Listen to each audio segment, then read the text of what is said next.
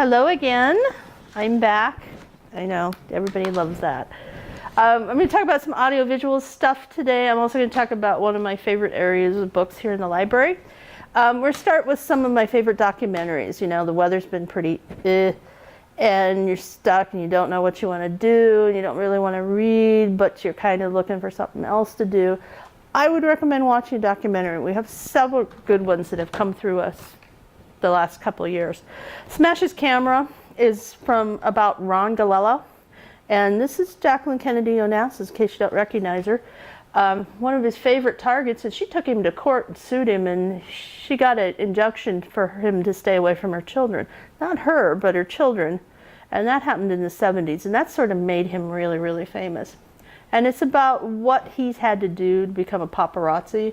And really, he is the first really well-known American paparazzi. And it's really, really interesting to watch how these guys work. He hides in bushes and he knows where people's schedules. And is it a stalker or is it a guy legitimately getting a job done? And that's kind of the question that's raised in this. This was nominated at Sundance for the best director prize. So the director of this documentary also was nominated at Cannes for the same award. But anyway, that's a good documentary. PBS has been doing lots of interesting documentaries lately.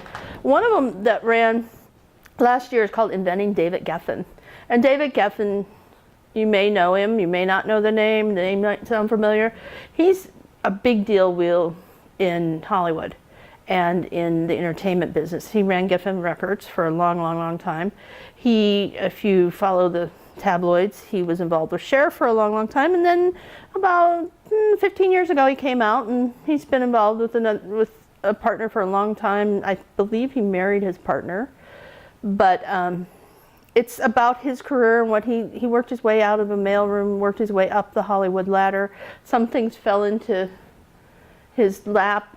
His relationship with Laura Nyro, if that name sounds familiar to you, she recently was inducted into the Rock and Roll Hall of Fame, and he pretty much managed her for her career. And then they had a parting of the ways that sort of made him go through a crisis mode that sort of shaped the rest of his career. And it's very fascinating, and I like real life people and documentaries more than sometimes fictional movies, because living a life you learn a lot.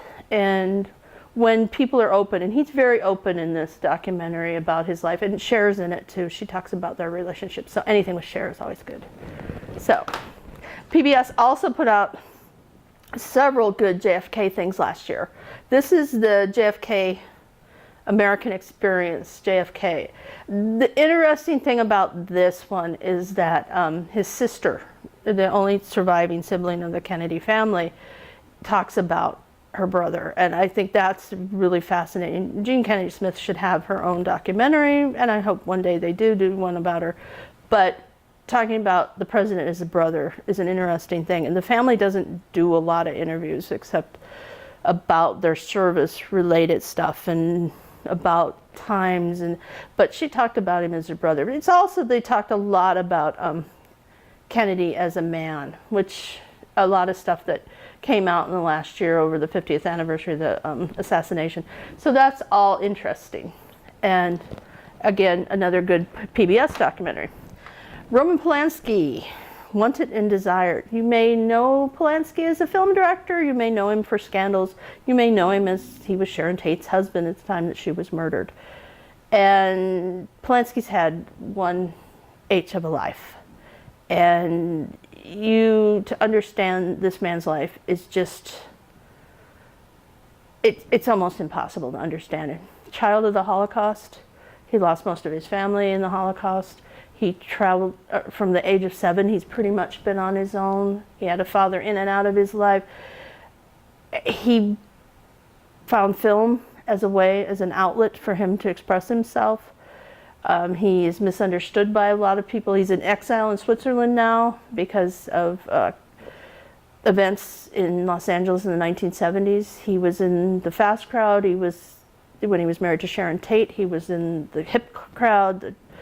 In the 60s, he's had various revivals of interest in him. This is concentrating a lot on the case in Los Angeles that has him banned from the United States. And it's, again, another fascinating documentary, which I like. Speaking of Hollywood, I seem to be on a Hollywood jag today. His Way, Jerry Weintraub. Jerry Weintraub currently has, and I can't remember which movie it is, he has one movie that's nominated for an Oscar, so he might win an Oscar. This guy managed Sinatra, he managed Elvis, he's had a life, he's been married, and then he has a lady partner that they have a relationship, and he's still married to his wife, and it's, you know, there's all kinds of stuff. The Sinatra stories alone are worth watching this. HBO did this documentary about 2 years ago. There's a lot of Hollywood people in here, Julia Roberts, George Clooney, people like that. But this guy is more fascinating than any of those people. Just listening to him talking about old Hollywood. It's a good fun, if you're looking for something fun to watch. It's a good 2 hours and it goes really fast too. So those are the documentaries that I recommend this time around. I wanted to talk about some CDs that have come out recently, and I went to go get them from the shelves, and they're all checked out. Yay! Except that means I didn't have anything. So I had to bring my own copies of these things in. So first one is Kacey Musgraves.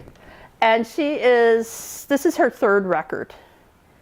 And she is really in the Miranda Lambert kind of crowd. And she's actually friends with Miranda Lambert, who used to babysit her when she was a little girl. And that kind of country music. It's a strong, there's always been a feminist streak in country music. You can go back to Loretta Lynn with that, who was really, truly a feminist icon. We won't get started on that right on this little segment. I'll talk about Loretta Lynn some other time. But this carries this on quite a bit. She is wonderful in performance.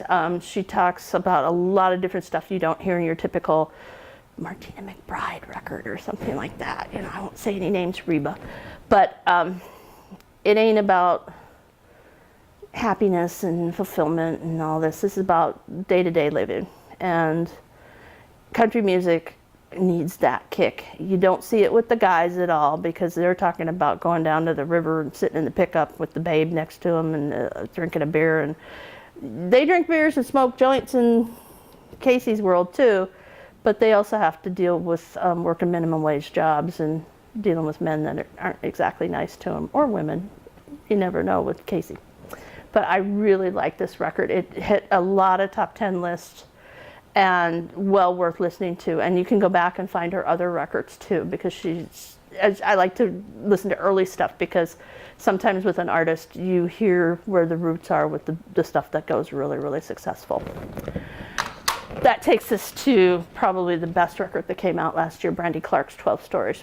Brandy Clark has been a songwriter in Nashville for over a dozen years. She's written a lot of hits. I can't even go through how many there are that she's written, but in the last 5 years, you'll see her name in a lot of top 10 singles lists. She was always told that as a performer, no, you're not strong enough to be a performer, but hey, keep writing those songs and keep that money-making machine going. She finally got on a smaller label, and she had a producer who really believed in her, and she saved some of her best songs for herself. This album is extraordinary because it's from a woman's point of view. It's a contemporary woman. You have everything here from a woman talking about the day she got divorced, to a mom who copes at night by smoking a joint, to pray to Jesus and hope that you win the lottery because that's how times are tough. She talks a lot about real life and insecurity and fear and being strong and trying to raise a kid, or trying to deal with a marriage, or trying to deal with a partner. One of the things that many people have speculated of why Brandy Clark never got her solo career, which she's now getting and is getting praised for, is because she's been out as a lesbian in Nashville, which is totally unheard of. Cicely Wright, does that name come to mind to anybody who knows about Nashville? They drummed her out of town. They drummed K.D. Lang out of town. But Brandy makes too much money for them to drum out of town, and so she got her record. She got in the top 10 records in Rolling Stone this year, Village Voice, New York Times. This is a great record, even without the accolades or any of the other stuff. It's fun to listen to. It's depressing, but you know, that's what happens sometimes. But it's also, there's some really great songs in here. And it is probably the best record that came out last year. Okay, another group that I really discovered about 2 years ago, and I'll hold up both of their records, Tired Pony. And Tired Pony is one of those amalgamation groups of people of various groups. There's people from REM in here, there's people from Snow Patrol in here. And it's moody, 1970s, great kind of Pink Floyd-ish, singer-songwriter stuff. It's done by some very, very talented musicians. If you look at the credits, you'll see a whole bunch of names that you probably recognize from alternative music. I really liked the first record. There was talk that was just one thing, and that was going to be a one-time deal. They did a mini tour, but because the players are all in different groups and stuff, they just didn't have time to do a big deal. And then last year, it came out that they were going to do another one, and this is even better than the first one. The first one is called The Place We Ran From. The second one is called The Ghost of the Mountain. And I just think this, next to Brandy, and Brandy's probably the best album of last year, but this is probably the second best. You put this on and you can just get lost to it. And it's just something that you can listen to. I really, really like Tired Pony a lot. And they got a pretty good successful run with this one. And so I hope that they have a long career as Tired Pony. We'll see. Okay, so somebody whom I have been disappointed in the last two records has been Keith Urban. I love Keith Urban. If you've never seen him in concert, go see him in concert, because he is one of the most electrifying personalities on stage. The last two albums have not been very good. I did not like this when I first listened to it. This is Fuse. I was trapped in a car driving from Iowa City to Des Moines, and this was stuck in the player. And I fell in love with this record. And every song on this, there's some good songs, there's some better songs. And the better songs are some of his best songs. And, Keith Urban doesn't even have to open his mouth. If he just played guitar and did a solo guitar album, I would be ecstatic. But he worked with, every song is a different producer, every song has a different, he's taking country music, and there's songs about pickup trucks and girls, and most of these songs have to deal with relationships. But it's done with different producers, different sounds, different rhythms. It's trying to open up country music. He's done that since he got to Nashville. The last couple of records have been kind of modeling romantic things that okay, that's fine. You want to put that out, but it really didn't appeal to me very much. But there's a couple of great things in here that I really like. The song Shame is a wonderful song. I think that's going to be a single. Come Back to Me was written by Brandy Clark, by the way. And that is, if he releases that as a single, that could be a crossover hit for him. And he's only had 2 or 3 of those, and he really deserves something better than that. Deserves better than be on Idol too, but I won't get into that whole thing. But anyway, Fuse, probably one of the strongest records since Be Here, which is probably his best record. Okay, so you don't want to listen to music, you don't want to watch a documentary. So what do you want to do? Dream about your home and how your home can be prettier. And one of the sections of books here in the library that I really love to go to are the decorating books. And I just like to look at fancy stuff. And Alexa Hampton is, I want to call her a third-generation decorator. And she is the daughter of Mark Hampton. And Mark Hampton was a famous decorator in the 70s and 80s. And he died very, very young. He died in his 50s. And he was the protege of Sister Parrish and Albert Hanley, who are the consummate American decorators. If you look in the history of American decorating, these two people pretty much paved the way after Elsie DeWolf. And Sister Parrish actually decorated for Jacqueline Kennedy in the White House. So that's how far back they go. And they were influenced Mark Hampton. Mark Hampton influenced Alexa Hampton. She was on a show on PBS with the Keogh brothers about 5 years ago, where they would talk about antiques and she would talk about decorating. So she's kind of got her own face and own name. She's taken her stuff and made it more modern, but it's traditional too, and it's stuff that I really, really like. Some decoration stuff, decorating books you look at and you go, oh my God, no, you can't do that. Or that, you know, you don't want to live in a bordello, but she takes classic American decorating and she kind of puts a modern spin on it. I really like that. And the pictures are wonderful. Any decorating book, it's got the best photography in it. And this is a really good book. And this is her second book. And I think it's better than the first one that she put out about 4 years ago. Aerin Lauder is trying to make her own name besides being Estee Lauder's granddaughter. And Estee Lauder, if your grandmother wore youth dew, you know what Estee Lauder smells like. Well, she was actually a person, and this is her granddaughter, Aerin, and she has her own fragrance too, and she's part of the Lauder family, and she's trying to be more lifestyle. That's what they call it now, be total lifestyle. And this is her first decorating book, and she has been a decorator for several years, and I found it very interesting. I like a lot of this stuff, but she grew up in Chicago, so she has kind of a Midwestern sensibility, and so it's new stuff. She's trying out something new.